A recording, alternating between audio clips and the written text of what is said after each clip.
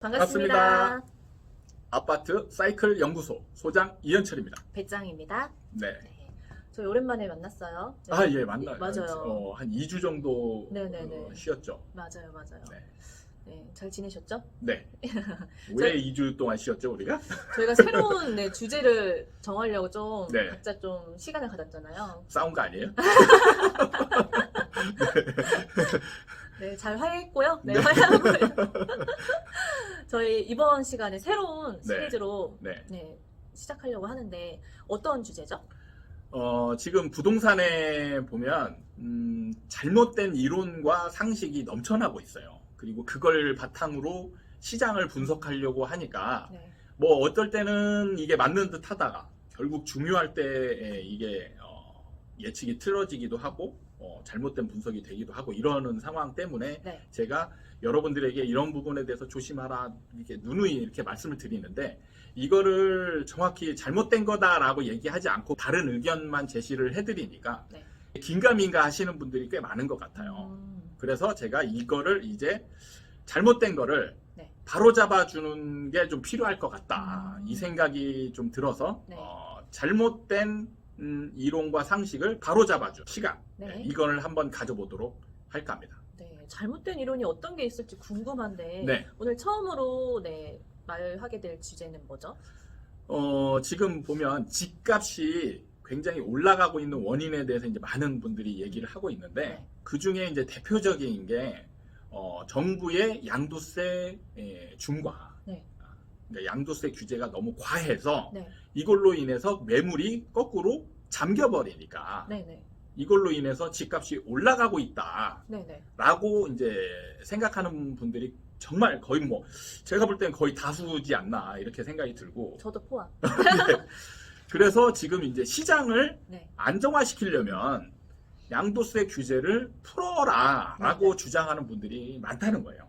맞아요. 양도세를 풀어야 다주택자들이 매물을 내놓게 되고 그 매물이 많아져요. 공급이 많아지는 거니까. 네. 시장이 안정화되는 거 아닌가요? 네.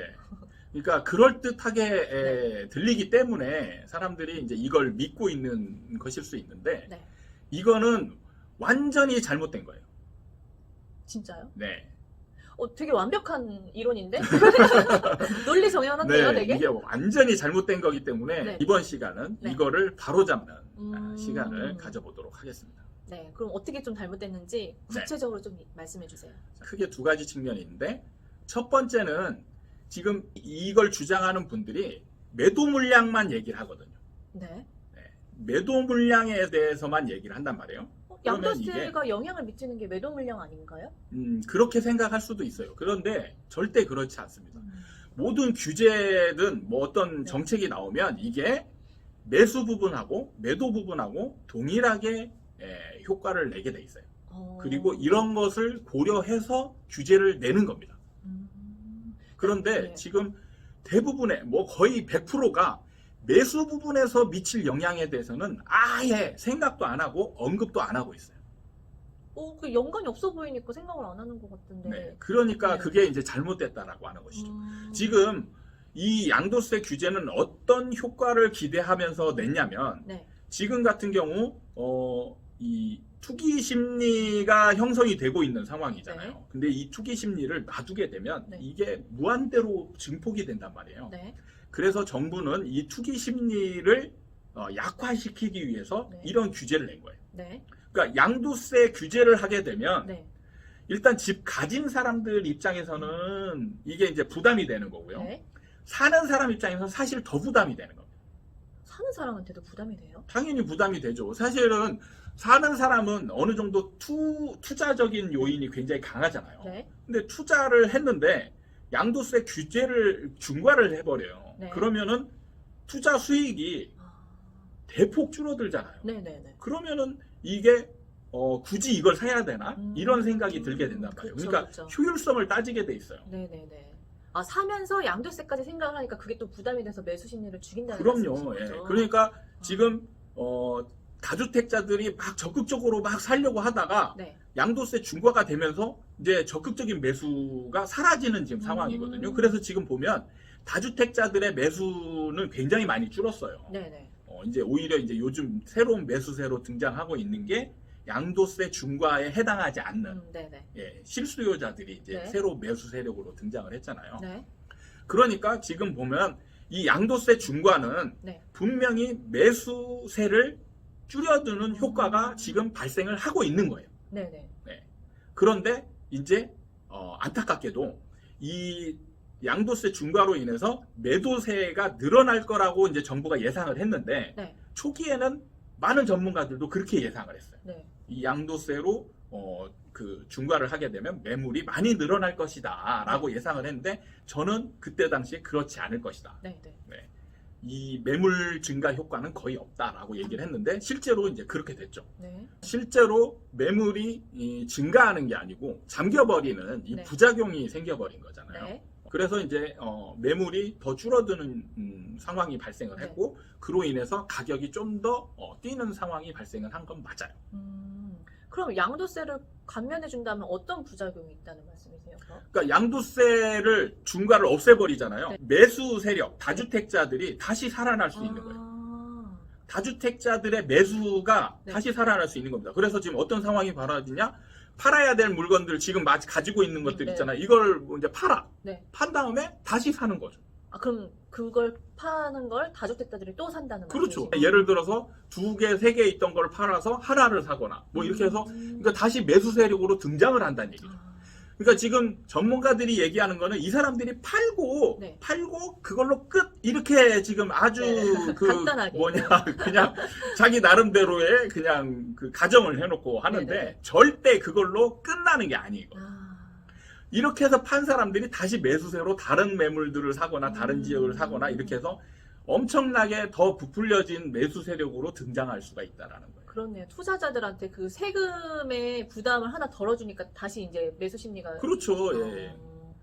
지금은 이게 양도세 중과, 취득세 중과, 보유세 중과 이러니까 이제 사람들이 매수의 여력이 거의 없다시피 하거든요. 이 중에 하나만 딱 풀어도 매수 세력은 다시 살아나는 거예요. 그러니까 양도세를 감면한다고 하면 매물은 늘겠지만 다시 매수 심리는 크게 확대돼서 당연히 시장은 그렇습니다. 잡지 못한다는 네, 말씀이신 네. 거죠. 그리고 네. 자 이제 두 번째 측면이 있는데 매물이 많이 늘어날 것이다. 뭐 이거는 어느 정도 일리 있는 말이에요. 양도세 규제를 피해서 이제 매물들을 많이 내올 수 있는데 중요한 건 뭐냐? 매도 매물의 적극성 여부가 굉장히 중요한 거예요. 매도자의 적극성 여부요? 네. 그게 어떻게 다른데요? 자, 시장이 하락하기 위해서는 어떤 상황이 벌어져야 되냐면 자, 호가가 있습니다. 호가가 있으면 만약에 예를 들어서 그냥 10억이라고 네. 할게요. 이 가격이 떨어지려면 누군가가 9억에 팔아야 돼요. 네. 그렇죠? 네. 그리고 9억에 거래가 됐으면 그 다음 사람이 8억에 팔아야 돼요. 네. 이게 이제 적극성이라는 거예요. 네. 네. 안 팔면 안 되는 네. 그냥 어떻게든 무조건 팔아야 되는 상황을 적극성이라고 제가 표현을 하는 건데 네. 이 세금을 회피하기 위한 매물은 네. 적극성이 결여돼 있어요. 팔리면 좋고 안 팔려도 뭐 이렇게 되는 건가요? 그렇죠. 그러니까 이 세금을 회피하고자 하는 거는 지금 이게 손해보는 상황이 아니잖아요. 양도세를 중과해서 맞았다가 풀어줬잖아요. 그러면 이 사람은 오히려 지금 세금 혜택이 생기는 거잖아요. 네. 그러면 내가 지금 굳이 막 적극적으로 싸게 팔아야 될 이유가 없는 거예요. 그러니까 팔긴 팔아도 싸게 팔 이유가 없다는 거죠. 그렇죠. 그러니까 매물을 내놓긴 하는데 이게 간보는 매물이 나올 수 있어요. 간보는 매물이 호가나 아니면 그 위에. 그럼 10억이면 뭐 10억 5천 막 그렇죠. 이 정도로 네. 분위기를 본다는 거죠. 그렇죠. 그렇게 이렇게 나오는 매물은 시장에 거의 영향이 없습니다. 그렇죠. 시장을 안정화시키는데 전혀 영향이 없네요. 네, 떨어져야 되는데 네네. 떨어지질 않고 위에 있다가 네. 만약에 10억의 매물에 거래가 되잖아요. 네. 그럼 이 매물 호가가 싹 변해버려요. 예, 11억으로 올라가 버립니다. 네. 의도와 다르게 그럼 또 다시 시장이 급등하게 되네요. 예, 그러니까 이 매도 매물이 사실은 하락으로 전환시키는 데는 아무리 많이 나와도 전환시키는 데는 한계가 있는 거예요. 그렇죠. 가격이 또 낮게 내려야 되는데 그게 네. 안 되니까 안 되겠네요. 적극성이 완전 결여된 매물이기 때문에 이 매도 매물의 성격을 잘 파악을 해야 되는 겁니다. 세금 회피를 위한 매도 매물은 적극성이 완전히 거의 결여되어 있다. 이렇게 보시면 되는 거예요.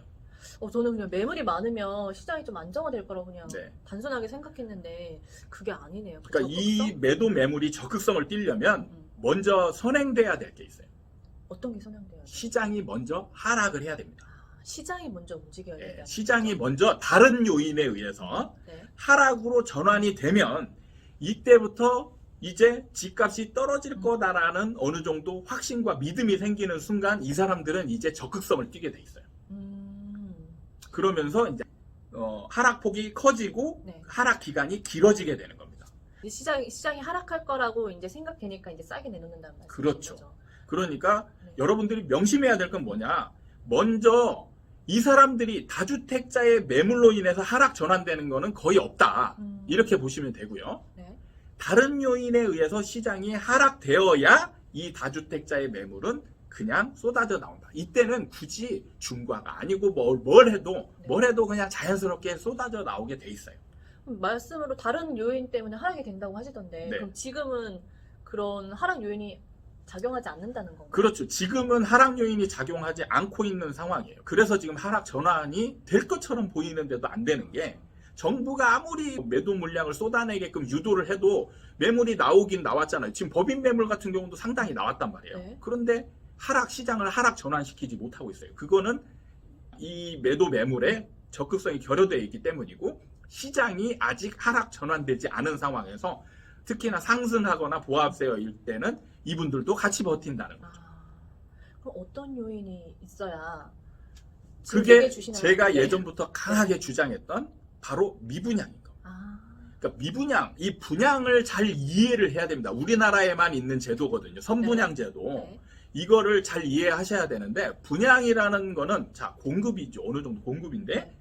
분양은 무조건 팔아야 되는 거예요. 적극성이 굉장히 강한 네. 물건이란 말이에요. 네. 무조건 팔아야 돼요. 네. 안 팔면 건설사는 망하는 거잖아요. 그렇죠. 네. 이 미분양이 생기면 건설사는 망하게 됩니다. 그래서 어떻게든 팔아야 돼요. 그런데 지금 같은 상황에서는 로또 분양이죠. 그렇죠. 네. 분양이 미분양이 생기는 게 아니고 그냥 나오기만 하면 엄청난 경쟁률에 맞아요. 의해서 이게 싹 팔려버린단 말이에요. 네. 순식간에 싹 팔려버리기 때문에 여러분들이 이런 생각은 아예 못하는데 네. 나중에 어느 정도 이게 시간이 되고 이 분양가들이 높아지고 하게 되면 미분양이 나오게 돼요. 그리고 이 미분양이 나오게 되면 이제 매수하는 사람들 입장에서는 무슨 생각이 드냐. 지금까지 로또였던 네. 가장 사람들이 선호하고 적극성을 띄었던 이 물건이 네. 안 팔리고 있는 거잖아요. 네. 이렇게 되는 거죠. 뭐지? 그렇죠. 이제 정말 부동산이 끝이 났나? 그렇죠. 지금 같은 경우 이제 막 가격이 엄청 올라가면서 약간의 불안 심리는 가지고 있는데 이게 언젠가는 떨어지겠지라는 생각은 가지고 있단 말이에요. 네네. 언젠가는 떨어지겠지라고 하고 있는데 이제 미분양이 눈앞에서 딱 생겨버리는 거죠. 그리고 이게 한 군데가 아니고 여러 현장에서 미분양들이 막 생기고 있어요. 네네. 그러면 매수세는 완전 이제 끝나버립니다. 없어져요. 그럼 미분양이 오기 전까지는 그 어떤 정책을 써도 시장을 안정화시킬 수 없다는 말씀이신 거예요? 거의 그렇습니다. 미분양이 생기는 상황이 와야 네. 이 매수 세력이 이제 완전히 사라지고요. 완전히 사라집니다. 진짜 거의. 사람의 심리가 되게 그리고 신기해요. 이때부터 이제 집 가진 사람이 불안한 상황이 되죠. 이제 집값이 올라간다는 상황이 아니고 이제 불안한 상황이 돼요. 네. 이때부터 이제 다시 이 사람들이 던지기 시작하는 거예요. 그제서야 적극적으로 이제 그렇죠. 시장이 이제 하락하고. 그러니까 여러분들이 정확히 알아야 될 건 뭐냐면 시장의 상황이 먼저 변해야 돼요. 사람은 그 상황을 보고 뒤따라가는 겁니다. 그러니까 시장을 보고 사람이 반응하는 거라는 거죠. 네, 맞습니다. 정책자 입장에서는 가장 중요한 게 뭐냐?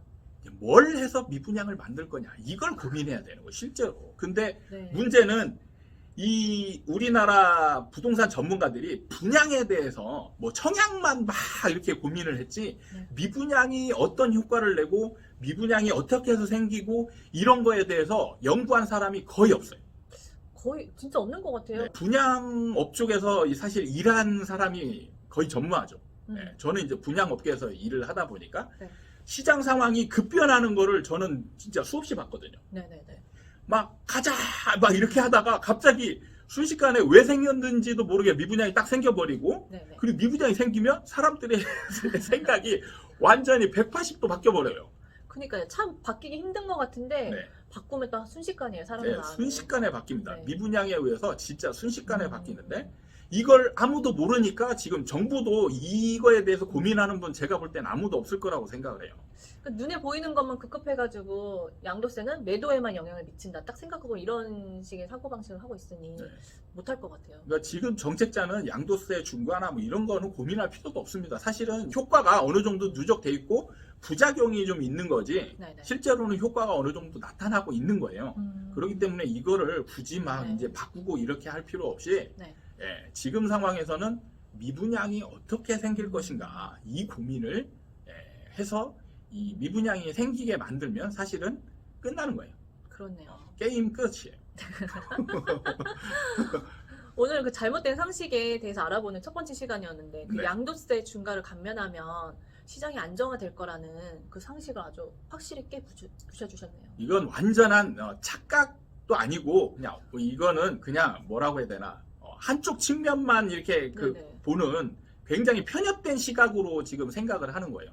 그러게요. 그러니까 이 매수와 매도 이 영향에 대해서 골고루 생각해보고 이 나오는 부작용에 대해서 다시 고민을 해봐야 되는데 저는 지금 양도세 중과를 풀어달라고 하면서 매수에 미칠 영향에 대해서 얘기하는 사람은 제가 한 명도 못 봤습니다. 진짜. 저도 근데 연결해서 생각을 못했어요. 네. 그냥 딱 양도세는 매도, 네. 뭐 취득세는 매수 이렇게만 생각했지 네. 그걸 복합적으로 또 영향을 미칠 거라고 생각 못했거든요. 네.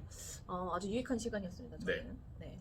그러니까 지금 이런 식으로 굉장히 잘못된 이론과 상식 이게 지금 부동산 전반에 굉장히 넓게 자리 잡고 있어요. 네네. 지금 앞으로는 제가 이런 것들을 하나씩 바로잡아주는 그러한 시간을 가지도록 하겠습니다. 다음 주제가 벌써 기대되네요. 네. 오늘 영상은 여기까지 하고요. 다음에 또 찾아뵙도록 하겠습니다. 감사합니다. 감사합니다.